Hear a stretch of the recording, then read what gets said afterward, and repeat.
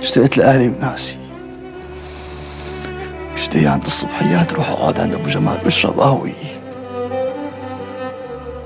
لك اشتقت للمجدرة من تحت ايدين خالتي بياسين. اشتقت لرجال وسكرتاوية لنوري الشيخ طه.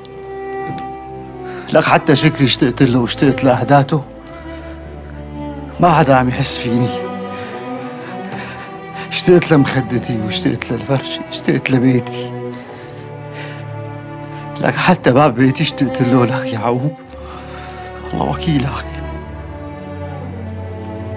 طول بالك يا بطاي، طول بالك. على شو بدي طول بالي؟ على شو؟ على الظلم اللي ظلموني اياه؟ ولا على حكم الاعدام اللي طالع فيني؟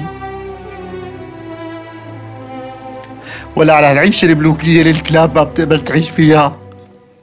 على شو؟ تعرف لك يا يعقوب، اقسم لك بذات الله كل يوم بحسدك من جوات قلبي لما بشوفك راجع من الحاره. بحسدك لانك كنت بالحاره عم تشوف اهلها وناسها. لك اللي بيتعود على العيشه بالشام مستحيل، ما بيقدر يقعد برات منا، بتفهم؟ رح ترجع يا أبو ضاي، رح ترجع وقريب إن شاء الله. أخي أنا ما بدي من هون شيء، الله وكيلك. ما بدي من هون شيء. أنا بس بدي أرجع على حارتي، أعيش ببيتي. صعبة كتير يعني هي؟ الله كريم عم، أنت مو أكرم من ربك. بعد كرمك يا رب. طيب عم، قوم نام أنت، تنسى، قوم نام. انسى؟ عم تقلي انسى؟ تعرف انه انا كل يوم بشوف الحارة بمنامي؟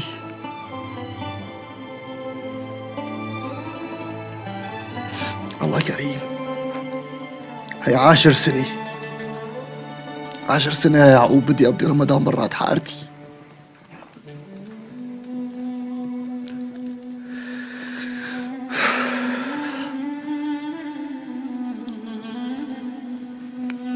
قوم نام انت، قوم نام، قوم نام.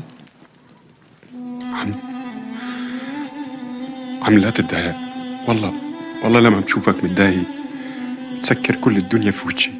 لك انت شو ذنبك لحتى شنطتك معي شنطتك اللي هي؟ يعني انا امر الله، انت شو ذنبك؟ ذنبي اني شفتك. لا عم بمزح. ذنبي اني بحبك. صحيح يا بضاي، انت بتحبني؟ ليك يا عو، انا اغلى حدا عندي بالدنيا هو ياسين ابن خالتي،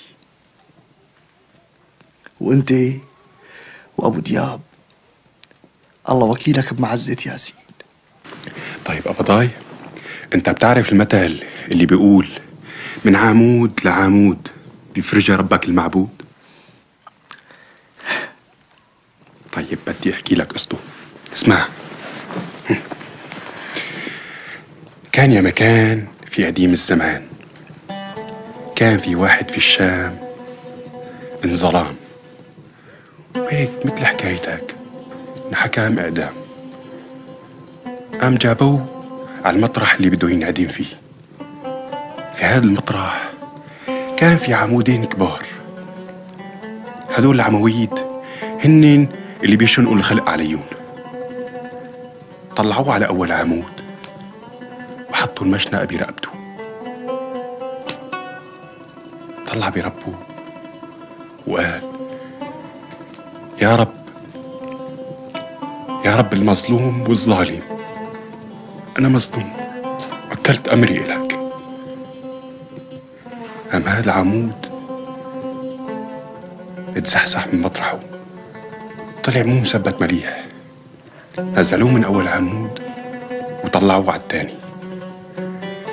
هن عم يطلعوا على التاني وبدهم يشنقوه، اجا حكمه ببراءة.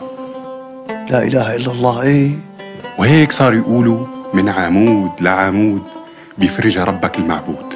يا عبود، العمى صار مثال هذا، من عمود لعمود بيفرجها ربك المعبود يا عبود. يا الضحى دخيل ربك خلي بين السن. تعرف لك يا يعقوب، انت لازم بكره تروح لعند نوري وتقول له يبطل يشغلك بالفرن. العمل ايه؟ لازم يلاقي لك شغله بالقهوه عند ابو جمال، بركي بشغلك حكواتي لانه ظابط عليه خير الله على الشغله.